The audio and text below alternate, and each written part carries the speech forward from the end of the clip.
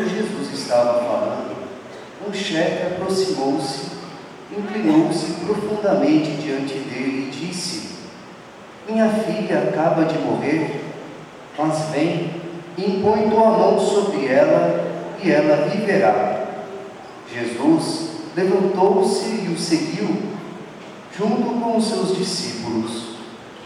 Nisto, uma mulher que sofria de hemorragia há 12 anos veio por trás dele e tocou a barra do seu manto.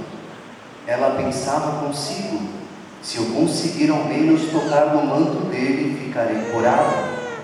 Jesus voltou-se e ao vê-la disse: coragem, filha, a tua fé te salvou. E a mulher ficou curada a partir daquele instante. Chegando à casa do chefe, Jesus viu os tocadores de flauta e a multidão alvoroçada e disse: retirai-vos, porque a menina não morreu, mas está dormindo. E começaram a caçoar dele. Quando a multidão foi afastada, Jesus entrou, tomou a menina pela mão e ela se levantou. Essa notícia espalhou-se por toda aquela região. Palavra da salvação.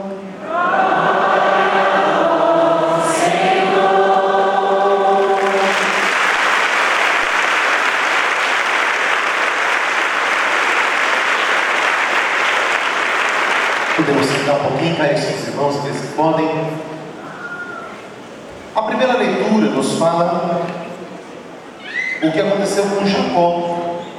Jacó, depois de muito caminhar, depois de muito andar, depois de realizar muitos trabalhos, Jacó então, ele parou num determinado lugar, e ali ele caiu num sono profundo, descansou um pouquinho, ele reclinou sua cabeça sobre uma pedra, e ele teve uma visão, aquela justamente que o padre comentou na hora do salmo, aonde ele viu o céu aberto, os anjos descendo, os anjos subindo, e toda a graça de Deus que ali habitava na vida deles. E interessante que a partir desse momento, ele pega aquela pedra, depois de acordar, ele pega aquela pedra que ali está, e ele unge aquela pedra com óleo, coloca ela de pé, unge aquela pedra, e a partir daquele momento, ele muda o nome de toda aquela região, que se chamava-se Luza, do hebraico luz, e ele vai transformar esse nome para Betel, do hebraico, que significa casa de Deus, porque ali ele viu a presença de Deus por meio dos seus anjos.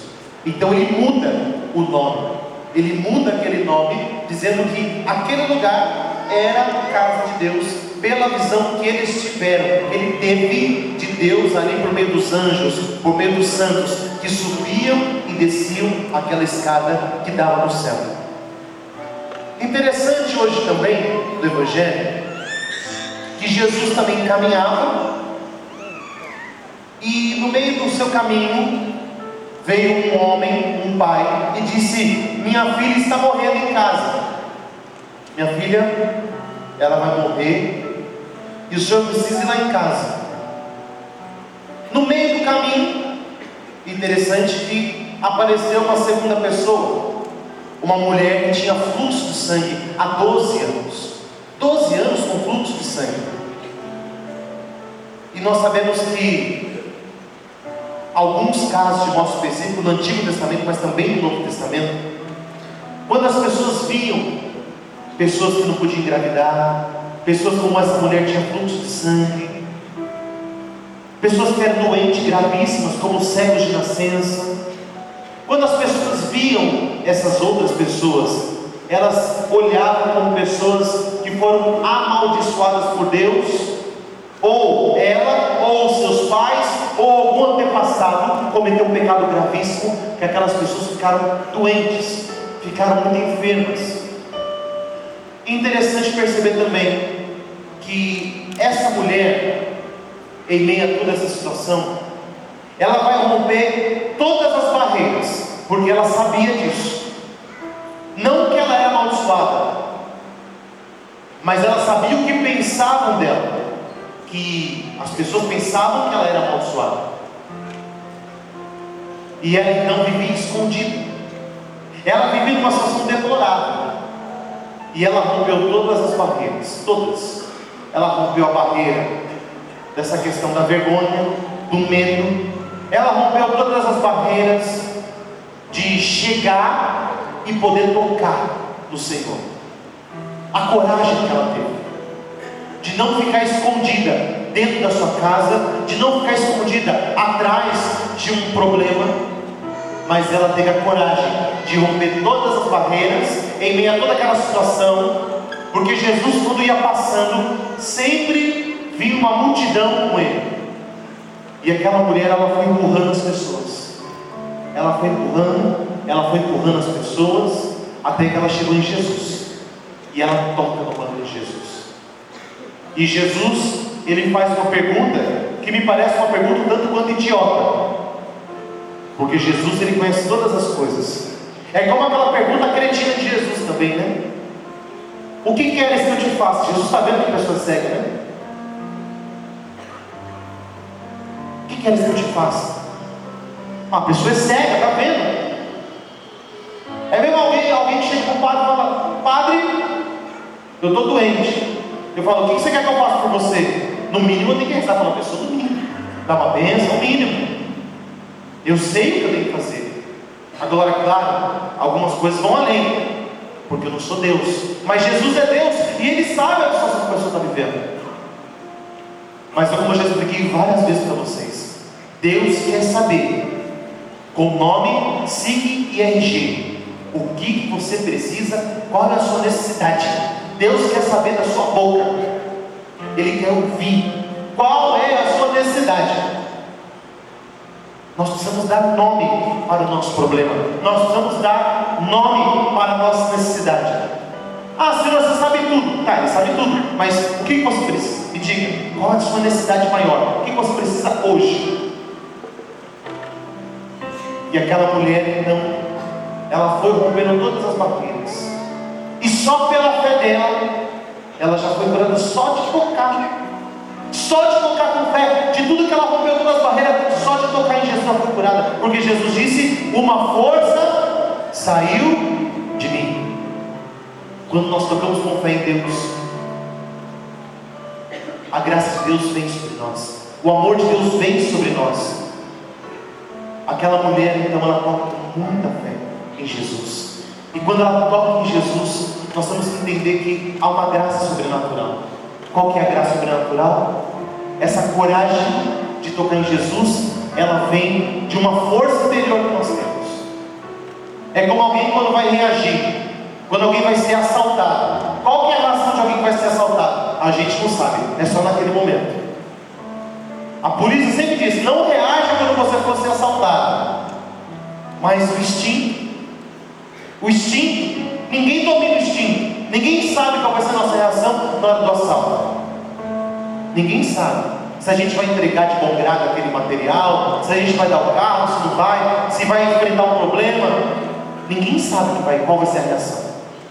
Mas aquela mulher, ela planejou: a hora que eu ver Jesus passar, eu vou atravessar. Quantas vezes você também pensou nisso? Quando eu vejo Jesus passear pelo santuário, quando eu for na igreja, então eu vou tomar uma atitude nova.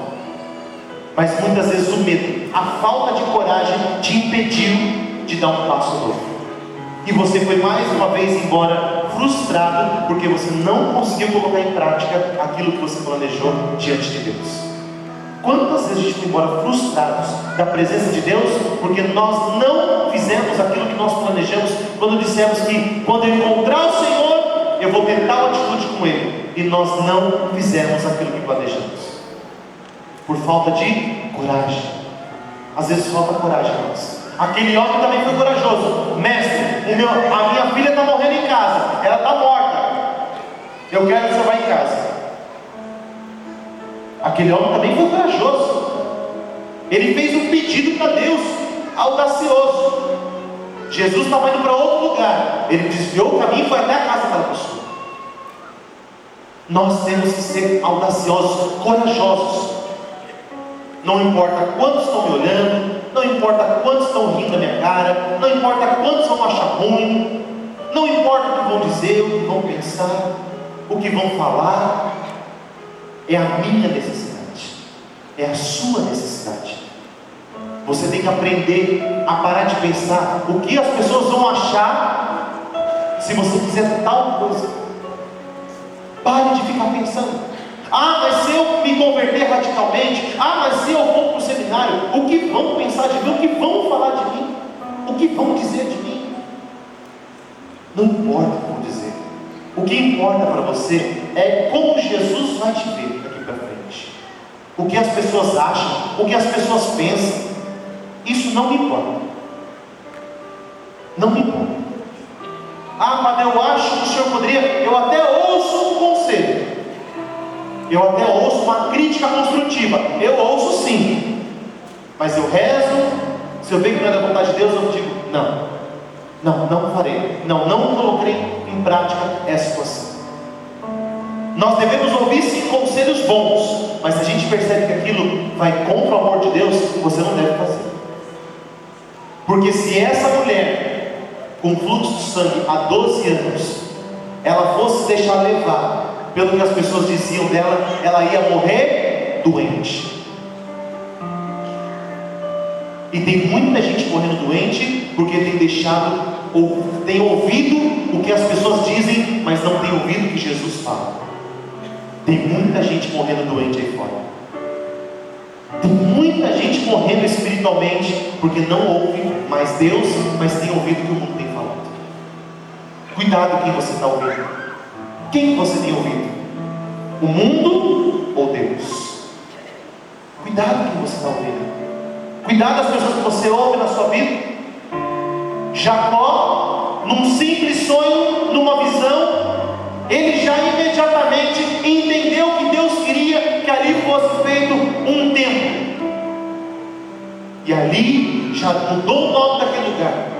Mas quem deixou ele mudar o nome? Não importa, Deus mandou. Ali então ele já levantou aquela pedra, ungiu aquela pedra, fez uma coluna ali naquele lugar, aquela pedra, e já mudou o nome. Aqui será a casa de Deus.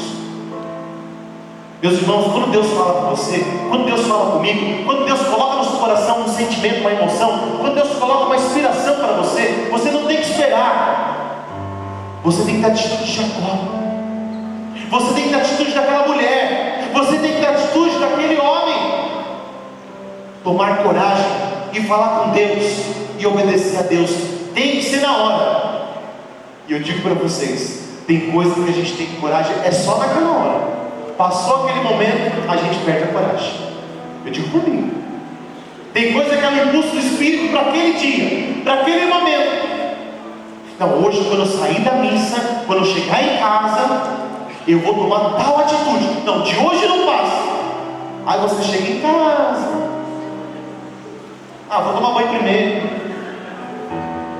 Não, vou jantar, agora eu vou jantar. Aí a hora que você vê, aquela pessoa já foi dormir com você a conversar. Então deixa pra amanhã. Aí amanhã você já acorda atrasado.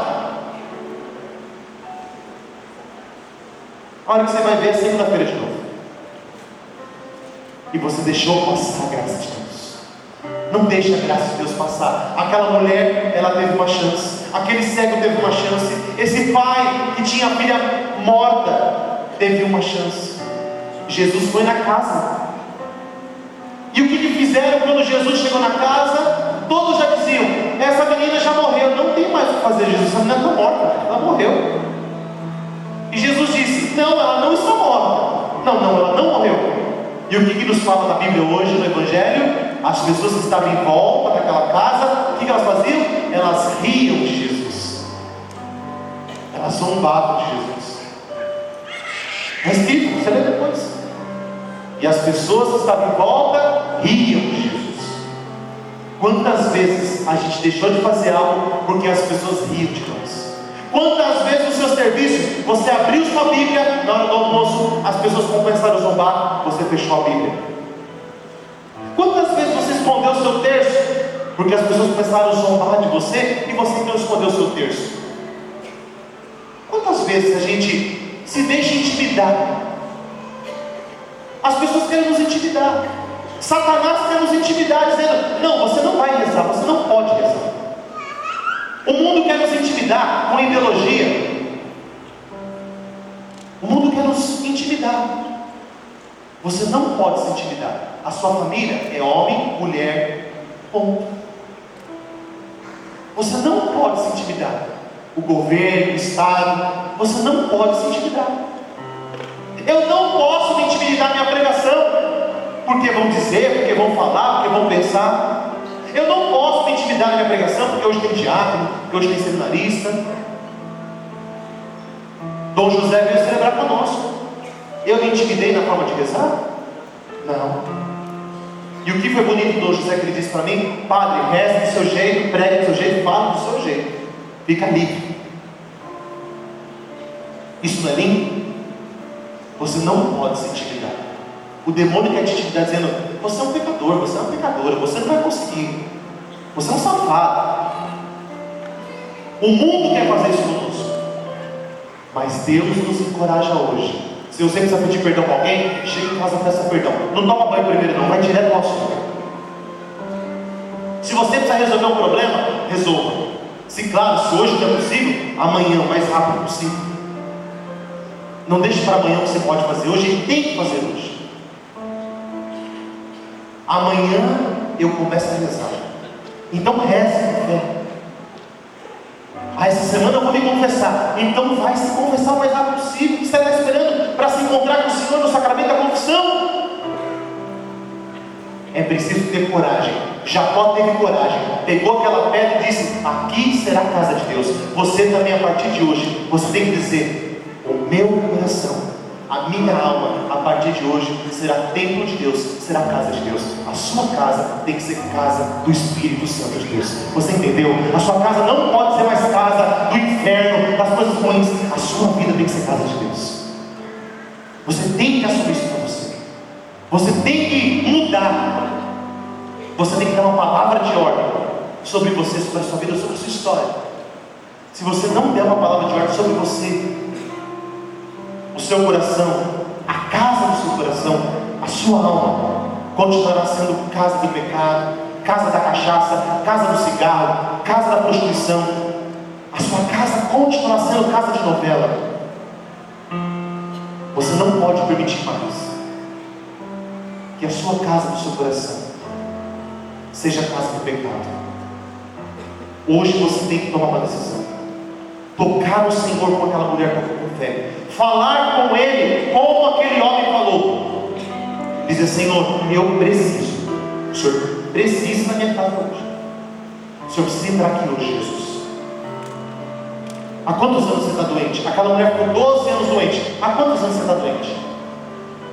Há quantos anos da depressão? Há quantos anos você vem na tristeza profunda? Há quantos anos você está nessa doença? Porque aquela mulher não tinha ainda encontrado um Deus verdadeiro.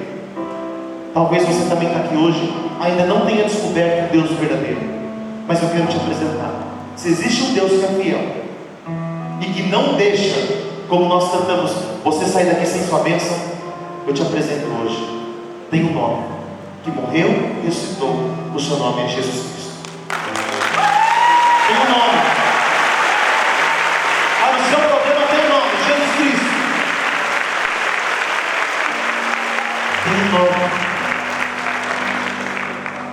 Ontem eu estava na rede século 21 e o Flavinho estava pregando, eu estava apresentando o programa, depois preguei na missa também. E o Flavinho dizia que nós precisamos dar nome para Deus no nosso problema. Por isso que Deus pergunta: o que queres que eu te faça? E aí nós vamos entender que a pergunta de Deus não é uma pergunta cretina, mas é uma pergunta concreta. O que você precisa? Se você precisa de 10 coisas, diga 10 coisas para Deus, não tem problema. Mas que você diga, dê nome para o seu problema. Dê nome. Não importa o tamanho do problema, o tamanho da doença, da gravidade, dê nome. E é isso que vamos fazer hoje. Se você tem um câncer, se você tem HIV, se você está com um problema sério de saúde, uma doença transmissível, não importa o que você tem hoje, se você tem um problema de circulação, Não importa. Se você tem um filho que está perdido nas drogas, alguém que está aí na prostituição, alguém que de repente está no adultério, não importa o que você tem que enfrentar. Eu só quero dizer para você: dê nome para o seu problema, dê nome para o que você está enfrentando, e faça do seu coração uma casa de Deus, uma Betel. Faça da sua casa, do coração, uma Betel. O seu coração, a sua vida, e a sua casa material, aonde você lá mora, lá você precisa fazer daquele lugar uma casa de Deus. Porque Deus, assim como deu essa graça desse sonho para ele, de ver anjos descendo e subindo, assim também, lá na sua casa, o céu também está aberto. E hoje também nós vamos pedir que anjos desçam na sua casa e mude a história da sua família. Amém? Aplauda essa palavra do Senhor nesse dia. Fica de pé, fica à vontade.